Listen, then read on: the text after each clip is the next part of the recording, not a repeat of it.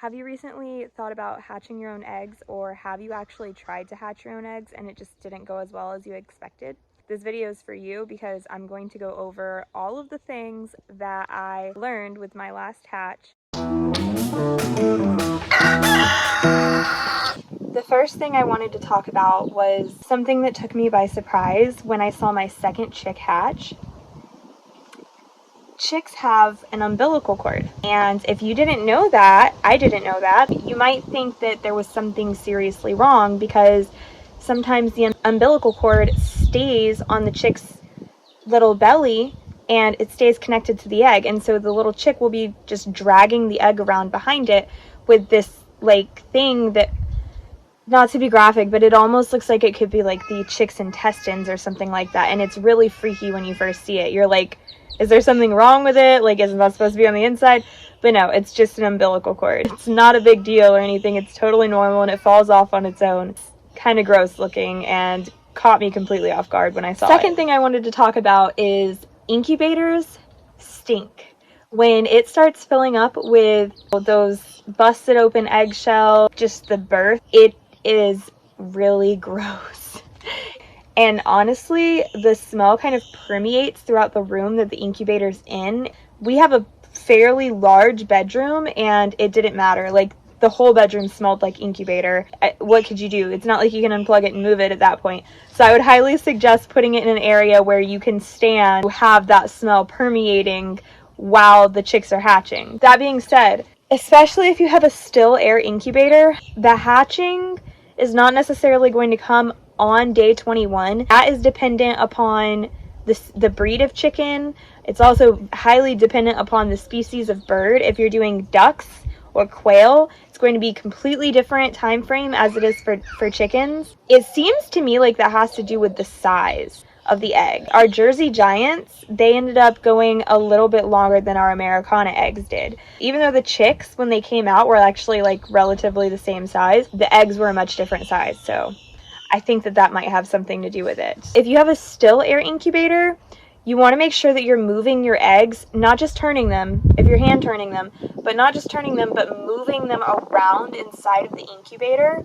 because there are cool pockets, which means that if it's cooler, the chick is going to develop slower, and if it's hotter, the chick is going to develop quicker. So you don't want all of the ones that are in the center to be getting way warmer, and that means they're going to be completely developed on day 21, and then all of the chicks on the outside to be way cooler, and so they're not necessarily going to be developed until maybe day 22 or 23, and now you're going to have this huge staggered rate of hatching.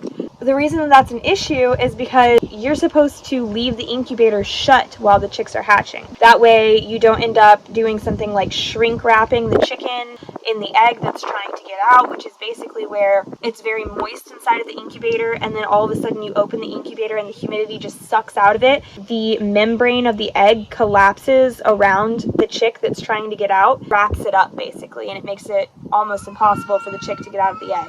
At which point you're most likely going to have to attempt to assist it or just let nature take its course. Definitely something to keep in mind. 21 days is not guaranteed, and you are possibly going to have a staggered hatch. So that being said, I feel like half of every video out there that I watched, or half of every article that I read out there, was all focused on don't open the incubator during lockdown. Whatever happens, whatever you do, don't open the incubator during lockdown. Alright, this might be a little bit controversial.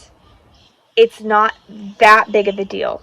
As long as you're using common sense and you're watching the humidity and you're not like opening the incubator and like leaving it open, I think you're probably going to be alright to open it. To just, you know, if you have like a really long staggered hatch and it's like day 21, you have chicks hatching, day 22 you still have chicks hatching, day 23 you still have chicks hatching, you're probably going to want to take some of the chicks out of there.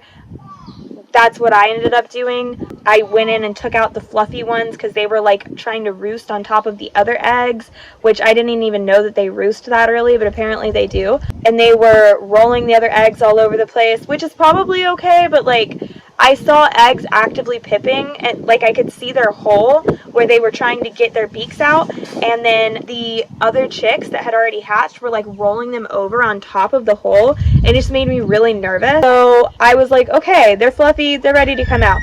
So I would open up the incubator and I would just quickly take the chicks out, and I would close the incubator right back up. Everybody always talks about you really, really need to have high humidity in the incubator. But here's the thing. You don't want it too high, because if you have it too high, the chicks inside of the eggs are going to drown. They breathe through the pores of the eggs. If you look really closely at the eggs, you'll see pores all over the egg. That's how they breathe. So if it's too humid in there, they're not going to get enough oxygen. I don't know if that's what happened to the 2 eggs that I had that didn't hatch, but I have my suspicions that that's possibly what happened. Because at one point my humidity was just spiking over and over and over again. When you have a chick hatch, it's going to spike your humidity. From my experience, I had my humidity at 75%, give or take, and then a chick would hatch and it would jack up to 90% or more. It was crazy. In that case, I had already taken my little red plugs out of my incubator, because from what I read, everybody just takes them out right away. So it's not like I could open those up and let out some of the humidity. And I filled the water troughs on the inside of the incubator with water. So it's not like I could just suck that water back out. With that experience in mind, I do believe that I'm most likely going to make my humidity around 65% this time when it comes to lockdown. I imagine that that will compensate for the spike in humidity when the chicks start to hatch. I don't think 65% is going to be too low, but I suppose that I will jack it up if I don't see anybody hatching around day 21. The other thing you can do to get your humidity back down when it's really spiking high like that is open up the incubator a little bit and let some of the humidity out and close it back up. You know, you don't want to let too much out at one time, but just slowly like open it and close it and let that humidity go down. Then the other thing you can do is you can actually take out the baby chicks, the ones that are fluffed up, and you can also take out the eggshells, because that will help the humidity to go down because it reduces the surface area. So another thing that caught me off guard a little bit is that after the chick pips, which means it pokes its first little hole in the egg, it takes a very, very, very long break, which is really scary because it's like, oh, like it's getting ready to hatch, and then it just stops. And you might hear some cheeping, possibly, but you might not. And it feels very much like something has gone terribly wrong inside of the egg. But every single one of my eggs that hatched did this. The first thing that happens is they pip a little tiny hole in their shell, and then they take a break for like 6 hours or longer. Like one of them even took like a 24-hour break. And then they start doing what is called zipping, which is where they start to break little holes all the way around the eggshell in a line. And then as soon as they start doing that, you can expect things to start going pretty quickly. Like it'll be hatched probably within the hour. Good thing to know so you're not freaking out when you first hatch an egg. So on that same note, expect your chicks to be lethargic when they first get done hatching. When they come out of the egg, they're going to be exhausted and they're going to be really confused and disoriented. So expect them to come out and be kind of flopping all over the place, really like cheeping like they're distressed, and then even possibly just laying flat for a little bit. This can kind of be pretty scary when you first see it, but after you see more and more of your chicks hatch, you'll notice that it's kind of a trend and they're all doing it. So I wouldn't be like super concerned about it or anything. Just kind of let them do their thing. The longer they're out of their egg, the more oriented they'll get with their surroundings, and they'll start acting a little more normal. And they'll start looking a little more normal because they'll get fluffy and they won't be like these wet little rats. That being said, this is something that it kind of goes without saying, so it's probably why nobody talks about it. But just mentally prepare yourself for losses, because everybody likes to talk about their 80%, 90% hatch rate and getting your hatch rate really up there and getting a good hatch rate going and all of the things you can do to increase your hatch rate. But rarely do you ever hear anybody say that they had 100% hatch rate. And that's because it's just not very common. You're gonna lose chicks, and it really sucks when you lose chicks. And sometimes you'll even lose chicks after they've hatched, after they're cute and fluffy. And sometimes it just happens, unfortunately, just like it happens with any other animal. But it can be really hard because you've watched them develop, and you've watched them grow, and you've watched them work so hard to get out of their egg, and it just doesn't feel fair. But it's just part of the reality, and if you can't handle that kind of reality, it just might not be the right hobby for you. Something else that I didn't necessarily expect to see was the color green.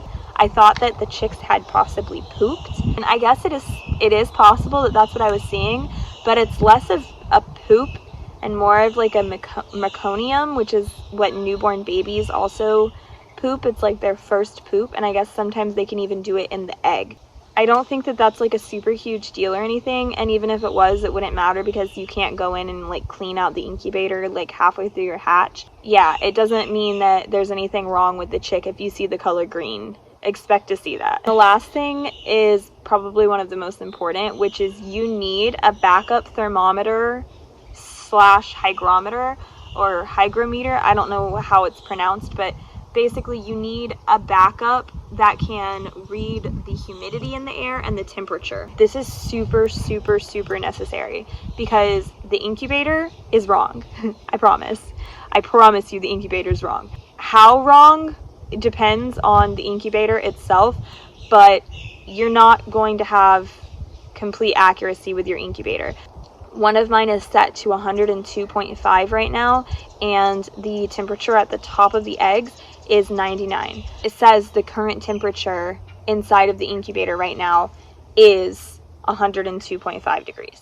Definitely going to be at least a couple of degrees off. And in my experience this last time with the humidity, it was wildly off with the humidity. I'm not sure why, but it was very off. If you have a hygrometer, like a backup hygrometer thermometer, and then you have your incubator hygrometer thermometer, go based off of the one that you bought, the separate one, because for some reason they just seem to be much more accurate. It could possibly save your hatch. So definitely consider getting a backup. I think that's it. There's a ton of videos on YouTube that cover like the basics of incubating and hatching eggs. And if you guys want me to do a whole basic video on how to do that, then I will. Just let me know in the comments. Those are the things that I did not hear anything about until after I had already started hatching eggs. They seem important to know to me. Nobody seems to be talking about them, and I did a ton of research and still did not find all the information that I needed. But that's why we do this channel, so that we can, you know, teach you guys about the mistakes that we made and how to correct them. If you guys could give this video a thumbs up and subscribe to our channel, we would really appreciate it. Drop a comment down below if you have ever hatched your own eggs, what your hatch rate was and what you did to get your hatch rate high, or what happened that made your hatch rate somewhat low. Thank you guys so much for watching. I'm going to be dropping a video within the next couple of weeks, day 1 through 18, candling eggs with a very high quality light. It's a flashlight. It's not like a professional candler, but it works really, really well. I haven't seen any like high quality candling videos on YouTube. You can really see everything in these videos. So stay tuned for that. I think you guys are really going to like it. Even if it's just, you know, for entertainment purposes, it's kind of neat to check out. And thank you guys so much for watching.